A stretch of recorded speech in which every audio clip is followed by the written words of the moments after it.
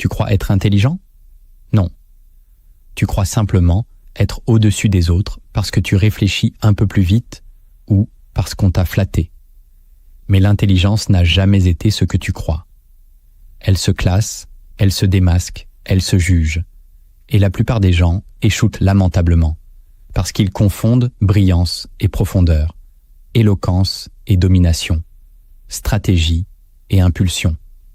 Il existe 7 niveaux d'intelligence, et tu es quelque part là-dedans, pas là où tu crois. Derrière chaque niveau, un masque, le comédien, le stratège, l'imitateur, le prophète, le disciple, le manipulateur, le maître invisible. Certains se croient éveillés alors qu'ils ne sont que des bouffons qui articulent des vérités sans en comprendre les lois. Et toi, as-tu déjà osé te regarder sans filtre? Écris en commentaire.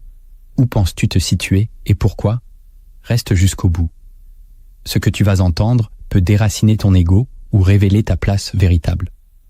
Depuis l'Antiquité, l'intelligence n'a jamais été vue comme un simple quotient ou une capacité scolaire. Chez Platon, elle était liée à la vision du vrai.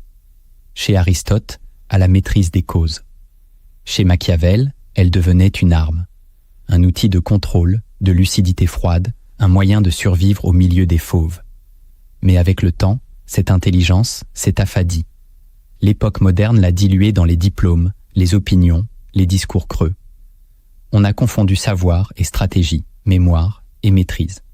Les anciens parlaient de discernement, d'intelligence du réel, de lecture invisible du pouvoir. Aujourd'hui, l'intelligence est flattée, mais jamais éprouvée. Pourtant, dans l'ombre des textes oubliés, des penseurs comme Schopenhauer, Nietzsche, Kierkegaard ou Spinoza la définissaient autrement, comme un art de la perception intérieure. Ce que tu vas entendre ne vient pas d'une école. Cela vient d'un autre monde, celui que peu d'esprits osent encore explorer sans masque. Le premier masque de l'intelligence, c'est l'éloquence vide. C'est celui qui sait parler, manier les mots, capter l'attention. Il fascine, il brille, il impose le silence par son assurance. Mais il ne comprend pas, il répète, il cite, il structure, il construit des phrases creuses, avec la forme de la vérité, mais sans sa substance. Derrière ce masque, l'intelligence est tournée vers le spectacle. Il ne cherche pas à transformer, mais à convaincre. Ce masque se nourrit d'admiration et d'écho. Il ne supporte pas le silence ou la contradiction profonde. L'éloquence vide est dangereuse, parce qu'elle donne l'illusion de la maîtrise. Elle est souvent confondue avec la sagesse. Et dans une époque de bruit, elle est applaudie. Pourtant, au fond, l'éloquent vide ne comprend ni les mécanismes qu'il énonce, ni les conséquences de ses mots. Il parle pour exister. Et plus il parle, plus il s'éloigne de la vérité. Son masque devient sa prison. Le deuxième masque de l'intelligence, c'est l'accumulation frénétique. C'est celui qui lit tout, apprend tout, collectionne les idées, les citations, les concepts. Il se pense supérieur parce qu'il sait plus que les autres. Mais son savoir est horizontal, jamais vertical. Il n'intègre pas, il empile, il vit dans la bibliothèque de sa mémoire sans jamais descendre dans les caves de son esprit. Ce masque séduit les esprits avides. Il rassure, il flatte l'ego intellectuel. Il donne une fausse impression de profondeur. Pourtant, cette intelligence est sans forme. Elle n'est ni opérante, ni stratégique. Elle ne tranche rien, ne transforme rien, ne construit rien. Elle ressemble à un grenier poussiéreux plein de livres non lus. Le vrai problème, c'est qu'il croit avoir compris parce qu'il a tout entendu. Mais il n'a rien digéré. Il vit dans le reflet des pensées d'autrui. Il est rempli, mais jamais fécond. Son masque est celui d'un érudit impuissant. Le troisième masque de l'intelligence, c'est l'ironie défensive. Celui qui critique tout, qui comprend les failles du monde mais ne propose rien. Il démonte les illusions des autres avec une lucidité froide, parfois brillante. Mais il reste au bord. Il regarde, il ricane, il juge. Ce masque cache une intelligence blessée, méfiante, repliée sur elle-même. Il voit clair, mais ne veut pas agir. Il préfère le sarcasme à l'engagement, le cynisme à la responsabilité. Il pense que dévoiler le faux suffit à être intelligent. Mais il ne construit aucune vérité. Il détruit sans créer, il observe sans transformer. Il a peur de s'impliquer, peur d'avoir tort, peur d'échouer. Alors il se protège derrière l'ironie, comme d'autres se cachent derrière la foi ou la science. Ce masque est valorisé dans notre époque, désabusé. Il fait rire, il impressionne. Mais il trahit une fuite. L'ironie défensive est l'armure d'un esprit lucide, mais stérile. Le quatrième masque de l'intelligence, c'est l'adaptabilité servile. Celui qui sait s'ajuster, comprendre les règles, plaire à tous les codes. Il réussit, il s'intègre, il avance. Mais son intelligence est caméléon. Elle change de couleur, sans jamais révéler sa peau véritable. Ce masque séduit dans les sphères sociales, politiques, professionnelles. Il permet de survivre, de s'élever, de séduire. Mais il a un prix, la perte de l'identité. L'intelligence devient alors stratégie de survie. Elle n'exprime plus une vision, mais une capacité d'adaptation. L'individu devient une fonction. Ce masque est difficile à repérer, car il semble efficace, performant, admirable. Mais à l'intérieur, il n'y a plus de colonne vertébrale. Il n'y a que des calculs. Cette intelligence n'ose pas affronter le réel. Elle le contourne. Elle ne confronte pas. Elle évite. Et dans cette souplesse permanente, elle s'efface. Ce masque peut t'amener loin, mais jamais à toi-même. Le cinquième masque de l'intelligence, c'est la complexité inutile. Celui qui pense que plus c'est obscur, plus c'est profond. Il complique tout. Il parle en couches, en spirales, en concepts opaques. Il se croit subtil alors qu'il est confus. Ce masque est très répandu dans les milieux intellectuels, universitaires ou spirituels. Il donne l'impression d'une intelligence supérieure, mais il n'est souvent qu'une fuite devant la clarté, car dire simplement exige de comprendre profondément. Or, celui qui porte ce masque ne veut pas être compris. Il veut être admiré, respecté, redouté. Sa pensée est un labyrinthe sans centre. Il fuit la lumière sous prétexte de nuances. Il perd l'autre dans les méandres de ses phrases pour éviter d'être démasqué. Et souvent, il ne se comprend même plus lui-même. Il croit penser, mais il dissimule.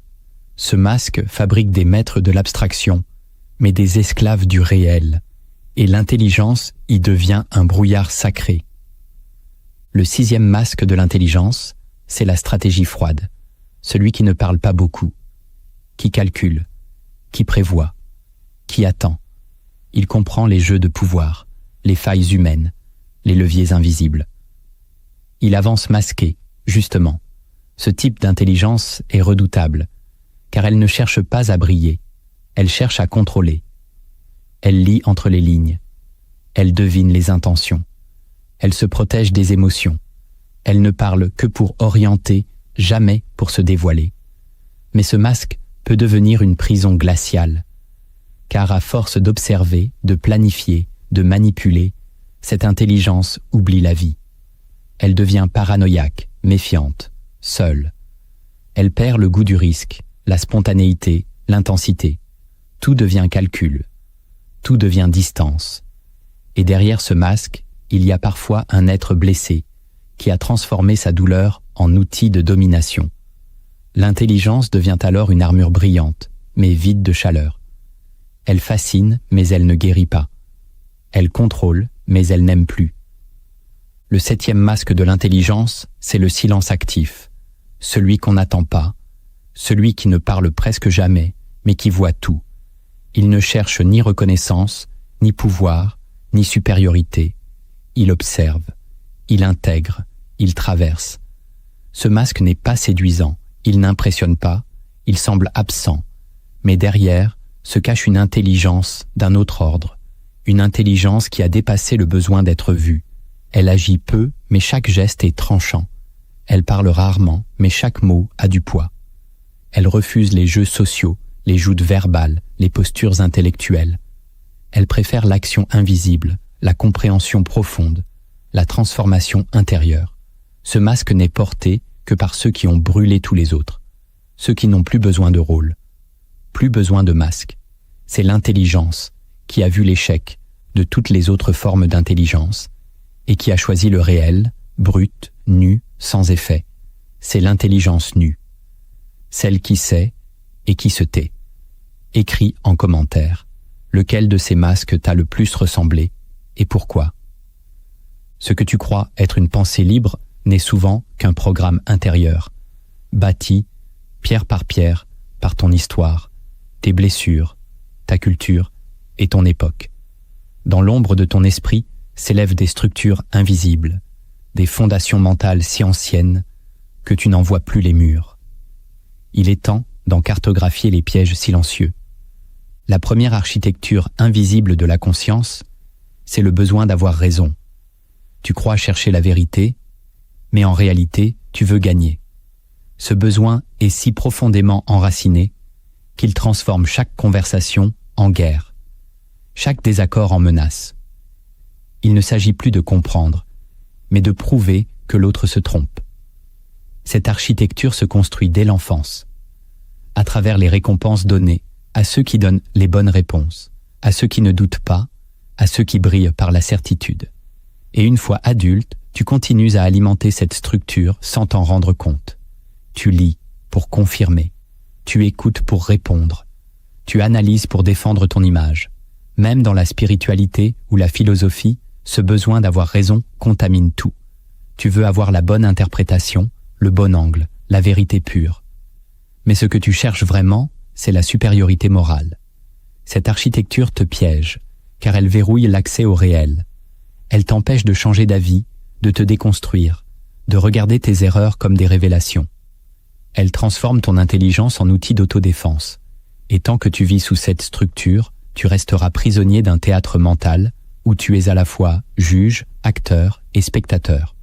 Ce besoin d'avoir raison n'est pas une preuve de force, c'est la preuve d'un ego qui refuse de s'effondrer pour mieux se reconstruire. L'intelligence véritable commence là où ce besoin meurt. La deuxième architecture invisible de la conscience, c'est la glorification de la complexité. Tu crois que ce qui est complexe est plus profond, plus noble, plus intelligent. Tu fuis la simplicité comme si elle était vulgaire. Mais en réalité, tu as peur de voir clair. Car voir clair oblige à agir. La complexité t'offre une protection. Tant que tu es noyé dans des théories, des angles multiples, des contradictions brillantes, tu n'as pas à choisir. Tu restes dans le flou confortable de la réflexion. Tu cites des penseurs, tu analyses les nuances, tu expliques que tout est relatif. Mais tu n'avances pas. Tu t'égares. Tu construis des palais mentaux avec des couloirs sans porte. Cette architecture t'enferme dans une illusion de profondeur. Elle flatte ton intelligence, mais elle neutralise ta volonté. Tu deviens un funambule de la pensée, incapable de poser le pied sur une terre ferme. Tu peux même te convaincre que cette errance est une forme d'humilité intellectuelle. Mais souvent, c'est une fuite. Une fuite devant la clarté, devant la décision, devant la responsabilité. Car la clarté oblige à faire un pas. Et faire un pas, c'est risquer de tomber. Cette architecture transforme ton esprit en labyrinthe. Elle t'empêche de distinguer l'essentiel de l'accessoire. Et plus tu crois penser avec finesse, plus tu t'éloignes du cœur brut de la vérité. La vraie intelligence simplifie sans trahir. Elle va droit. Elle tranche. Elle ne tourne pas en rond. Elle coupe dans la complexité pour libérer la vision. La troisième architecture invisible de la conscience, c'est la peur d'être vu tel que tu es. Tu peux avoir des idées brillantes, une logique solide, une compréhension fine du monde, mais tout cela est souvent façonné pour cacher une fragilité. Tu penses avec intensité parce que tu n'oses pas exister avec vulnérabilité. Ton intelligence devient un masque, une armure, une performance. Tu apprends à dire ce qu'il faut, à anticiper les attentes, à formuler des idées puissantes. Mais intérieurement, tu te protèges. Tu évites les zones où tu ne maîtrises pas. Tu crains d'être exposé, jugé, diminué. Cette architecture façonne une conscience défensive. Tu n'oses plus dire « je ne sais pas ». Tu n'oses plus poser de vraies questions. Tu préfères paraître solide que devenir vrai. Ton intelligence est domestiquée par la peur. Et cette peur agit dans l'ombre. Elle dirige tes choix, oriente tes lectures, filtre tes mots. Elle choisit ce que tu montres et ce que tu caches. Elle te pousse à construire des murs subtils autour de ton esprit. et ces murs deviennent ton identité. Tu ne sais plus penser sans te protéger. Tu ne sais plus apprendre sans te comparer. Cette architecture t'empêche de plonger dans ton propre chaos. Pourtant, c'est dans ce chaos que naît l'intelligence véritable. Pas celle qui sait, mais celle qui affronte. Pas celle qui brille, mais celle qui traverse. Tant que tu vis sous le règne de cette peur, ton intelligence reste conditionnée. Ce n'est pas toi qui penses, c'est ton masque qui survit. La quatrième architecture invisible de la conscience, c'est l'obsession du sens immédiat. Tu veux comprendre tout, tout de suite. Tu refuses le mystère, tu refuses la lenteur. Tu veux que chaque pensée serve à quelque chose, que chaque idée te donne une clé. Et cette urgence te rend aveugle. Tu cherches dans les textes, dans les discours, dans les symboles, une lumière rapide, une vérité utile. Mais certaines vérités ne se donnent qu'à ceux qui savent attendre, à ceux qui savent rester dans l'obscurité sans paniquer. Cette architecture te pousse à instrumentaliser ton intelligence. Tu penses pour résoudre, pour obtenir, pour maîtriser. Mais tu ne contemples plus. Tu ne laisses plus une idée mûrir en toi. Tu la forces à te livrer une réponse. Tu veux des résultats. Tu veux des certitudes. Tu veux une structure mentale qui te rassure. Et dans cette quête de sens rapide, tu perds la profondeur. Tu deviens impatient, rigide, fermé. Tu refuses ce qui ne se plie pas à ton besoin de compréhension immédiate. Tu passes à côté de ce qui ne s'explique pas, mais se révèle. Cette architecture t'éloigne de l'intelligence contemplative, de l'intelligence silencieuse, de l'intelligence qui accepte de ne pas savoir. Et c'est là que se loge la sagesse. Ce n'est pas la pensée qui exige des réponses, qui devient sage. C'est celle qui ose rester dans la question. La cinquième architecture invisible de la conscience, c'est la fusion avec son intelligence. Tu crois que ce que tu penses, c'est ce que tu es. Tu ne fais plus de différence entre ta conscience et tes constructions mentales. Tu t'identifies à ton analyse, à ta logique, à ta vision du monde. Et dès que quelqu'un contredit tes idées, tu te sens attaqué dans ton être. Tu n'as plus de distance intérieure. Ton intelligence est devenue ton identité, et cela te rend fragile, car tu défends ta pensée comme on défend un territoire. Tu ne peux plus écouter vraiment, tu n'acceptes plus de te contredire, tu n'as plus la souplesse d'un esprit vivant. Cette architecture crée une rigidité intérieure dangereuse. Tu penses pour te maintenir en place, pas pour évoluer. Tu penses pour protéger ton image mentale, pas pour découvrir autre chose. Et chaque fois que tu es confronté à une pensée étrangère, tu te crispes, tu rationalises, tu cherches à détruire l'autre au lieu d'écouter ce que sa différence peut t'apprendre. Ce piège est subtil, car il donne l'impression d'être fort. Mais c'est une forteresse mentale qui t'isole. La véritable intelligence ne se prend pas pour la vérité. Elle est capable de se regarder, de se dissocier, de s'effondrer pour renaître. Penser sans s'identifier à sa pensée, voilà la clé de la conscience libre. La sixième architecture invisible de la conscience, c'est la recherche du miroir. Tu ne penses pas pour voir, tu penses pour être vu. Tu ne cherches pas la vérité, tu cherches à refléter une image de toi-même que tu crois acceptable, brillante, supérieure. Chaque idée devient une vitrine, chaque réflexion, une vitrine de ton identité. Tu dis ce que tu veux qu'on perçoive. Tu analyses pour que l'on dise de toi, il est intelligent. Tu construis une conscience décorative.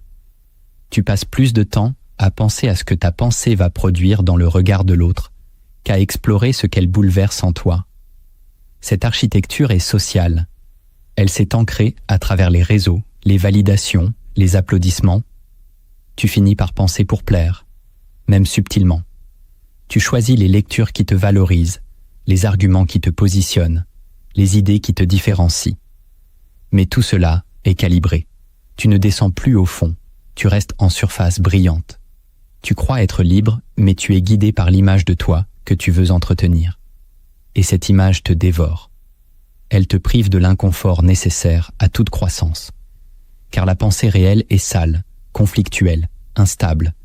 Elle oblige à mourir intérieurement. Mais ton miroir n'aime pas cela. Il veut te garder intact, poli, cohérent.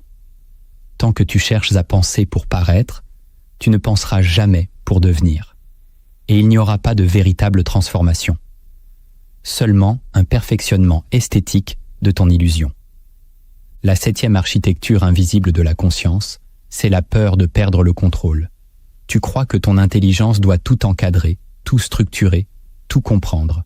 Tu as peur du chaos, peur de ce qui échappe, peur de ce qui est plus vaste que toi. Alors tu bâtis une conscience surveillance. Tu observes tout, tu anticipes tout, tu interprètes tout. Tu refuses l'inconnu, l'imprévu, la faille. Cette architecture transforme ton intelligence en vigie permanente. Et cette vigilance te fatigue. Elle te prive de spontanéité, d'intuition, de lâcher prise. Elle coupe le lien avec l'essence vivante de la pensée, celle qui surgit quand tu ne la contrôles pas. Elle étouffe la grâce. Tu vis dans la peur de te tromper, de te perdre, de ne pas maîtriser. Et tu appelles cela lucidité. Mais en réalité, c'est une terreur masquée. Ce n'est pas ta conscience qui veille. C'est ton insécurité qui gouverne. Tu ne veux pas penser librement. Tu veux penser en sécurité. Cette architecture t'empêche de descendre dans l'abîme fertile où la pensée devient révélation.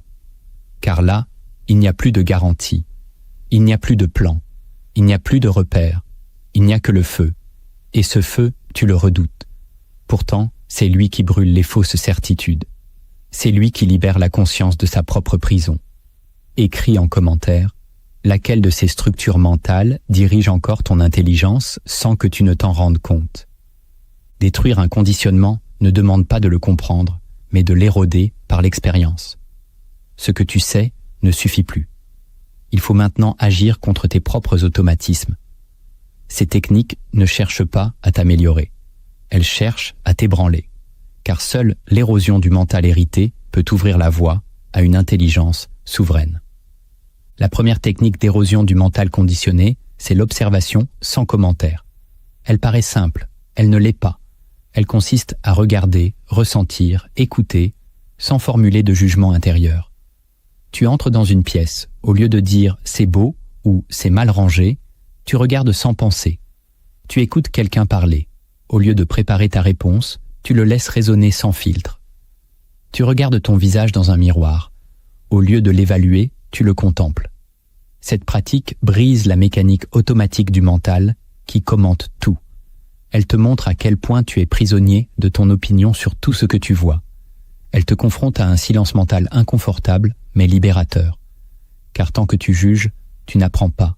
Tu projettes, tu interviens, tu déformes. Cette technique crée un vide. Et dans ce vide, tu redécouvres la perception brute, nue, vivante. Tu remarques des détails que tu ne voyais jamais. Tu ressens sans interpréter. Tu existes sans performeur. Ce geste simple détruit une première couche, celle du mental bavard. Et plus tu pratiques, plus tu sens à quel point ce silence est une porte. Une porte vers une conscience plus vaste. Mais attention, l'ego résiste. Il veut commenter, comprendre, cataloguer. Retiens-toi, observe, respire. Laisse l'instant s'imposer à toi sans le couvrir de bruit intérieur. C'est dans ce silence que commence l'intelligence réelle. La deuxième technique d'érosion du mental conditionné, c'est l'inversion volontaire des réflexes. Tu identifies une pensée ou un comportement automatique, puis tu fais l'inverse. Si tu as l'habitude d'intervenir vite dans une discussion, tu te tais. Si tu juges souvent quelqu'un, tu cherches un angle de compréhension. Si tu évites un inconfort, tu vas vers lui. Ce n'est pas une discipline morale, c'est un sabotage stratégique. Tu attaques le programme mental par contradiction. Tu provoques un court-circuit dans tes automatismes. Et dans cette brèche, quelque chose d'inattendu surgit. Un choix libre. Tu n'obéis plus à ta structure. Tu la défies. Cette technique est violente pour l'ego, car elle le force à se voir. Elle t'oblige à regarder ta peur d'avoir tort, ton besoin d'avoir raison, ton impulsion à fuir. Mais plus tu t'y confrontes, plus la structure s'affaiblit. Tu reprends du territoire. Tu redeviens l'architecte, pas le prisonnier. Ce processus demande du courage, car il t'arrache au confort mental. Il t'expose. Mais il t'ouvre aussi à une lucidité nouvelle. Tu découvres que ton intelligence n'était pas libre, elle était dressée. Chaque inversion est une fracture dans ce dressage.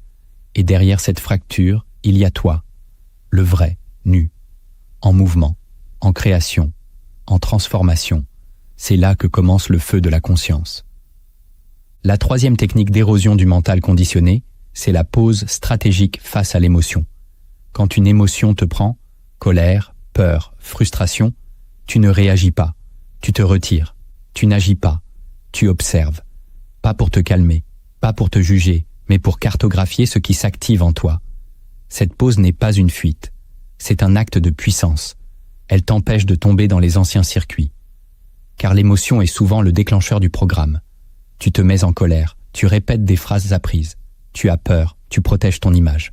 Tu es frustré, tu accuses l'extérieur. Dans tous ces cas, tu ne penses pas, tu réagis, tu rejoues un scénario. Mais si tu poses une pause, tu déjoues le scénario. Tu crées une distance. Tu regardes la colère sans la nourrir. Tu accueilles la peur sans la fuir. Tu écoutes la frustration sans t'y noyer. Et cette distance te rend libre. Elle casse la chaîne. Tu n'es plus l'esclave de l'émotion. Tu deviens son témoin. Et ce témoin, c'est la conscience nue. Ce témoin voit tout. Il juge rien. Il agit juste. Cette technique te redonne la souveraineté sur toi-même. Elle ne t'endort pas. Elle t'éveille. Mais elle demande de la présence, de l'attention, de la fermeté. Elle exige que tu ne sois plus une marionnette de ton affect, que tu acceptes de perdre l'intensité immédiate pour retrouver la clarté intérieure. Cette pause est une épée. C'est elle qui tranche les chaînes invisibles du mental émotionnel. La quatrième technique d'érosion du mental conditionné, c'est la réduction volontaire des mots. Pendant une journée, tu parles moins, tu expliques moins, tu justifies moins, tu laisses des silences là où tu aurais parlé. Tu retires les phrases inutiles, les anecdotes automatiques, les avis que personne ne demande. Ce n'est pas du mutisme, c'est une rééducation de l'expression. Tu forces ton mental à ralentir. Tu observes ce qui reste quand tu ne parles pas pour exister, quand tu n'utilises plus la parole pour combler le vide. Tu ressens le besoin de parler, monter en toi, et tu le regardes sans l'honorer. Et là, tu découvres quelque chose de troublant. Le silence est un miroir. Il te confronte, il t'éclaire, il révèle l'agitation permanente de ton mental. Tu réalises combien tu te caches derrière les mots, combien ton langage te sert à éviter la conscience. Cette technique est rude pour les extravertis, mais elle est essentielle pour tous. Car parler tout le temps, c'est penser sans pause. Et penser sans pause, c'est s'empêcher de voir. La réduction volontaire des mots crée un vide fertile.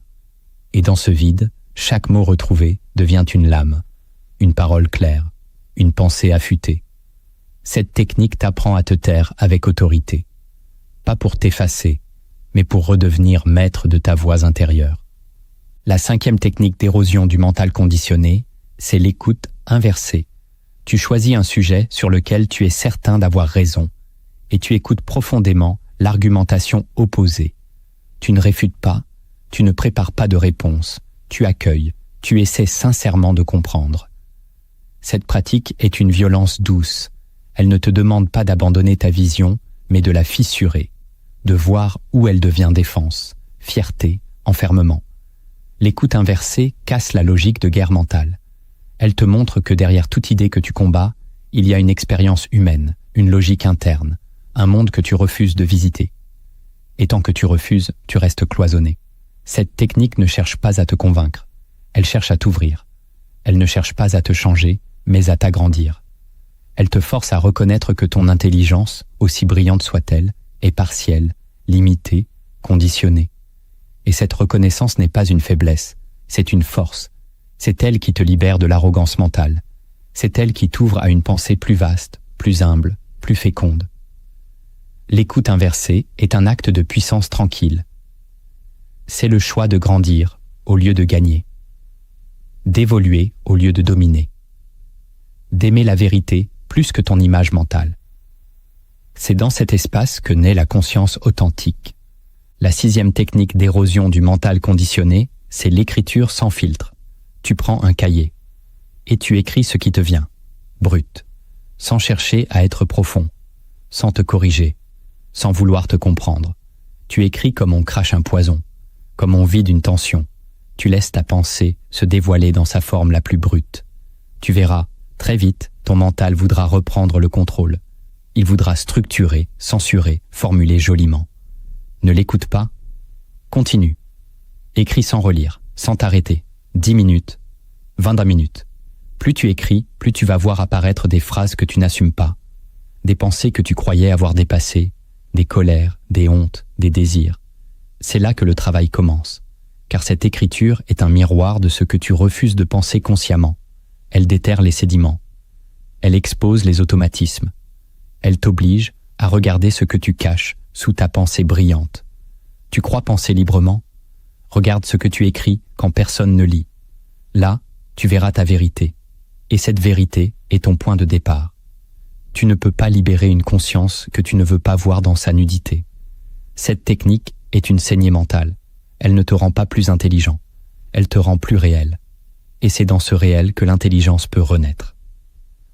La 7e technique d'érosion du mental conditionné, c'est la confrontation au vide. Tu choisis un moment. Et tu t'assieds, sans téléphone, sans musique, sans livre, sans intention. Tu restes 10 minutes, 20, 1 heure. Tu ne médites pas, tu ne respires pas consciemment, tu ne fais rien. Tu t'exposes au vide. C'est brutal. Le mental hurle, il cherche une occupation. Il te bombarde d'images, de souvenirs, de projets. Il veut s'agiter, tu ne bouges pas, tu observes, tu laisses passer. Cette technique est une agression pour le mental conditionné, car il ne sait exister que dans le faire, le penser, le produire. Il est incapable d'être, et c'est précisément ce que tu lui imposes, l'être pur, sans justification, sans habillage. Ce vide agit comme un acide, il dissout les constructions mentales artificielles. Il révèle l'agitation permanente à laquelle tu t'étais habitué. Il te montre l'envers de ton intelligence, son incapacité à rester là, sans mission. Mais au fond de ce vide, quelque chose d'autre peut apparaître. Une lucidité nue, une clarté non construite, une conscience sans contenu. C'est là que tu vois ce que tu es, en dehors de ton activité mentale. C'est là que commence la vraie puissance, celle de l'intelligence qui ne dépend plus du bruit. C'est là que le silence devient ta force. Tu croyais peut-être que l'intelligence se mesurait en savoir, en raisonnement, en capacité à convaincre ou à s'adapter. Mais tu sais maintenant que ce n'est pas le cas. Tu as vu les masques. Tu as traversé les architectures. Tu as touché du doigt les mécanismes invisibles qui façonnent ta manière de penser, de réagir, d'interpréter le monde. Et peut-être as-tu compris que ce que tu appelais « toi » n'était qu'un programme, un ensemble de réflexes hérités, validés, renforcés par ton environnement. Et cela, Machiavel le savait déjà. Pour régner sur les autres, il faut d'abord démasquer ce qui règne en soi. Non pas le roi, mais l'automate.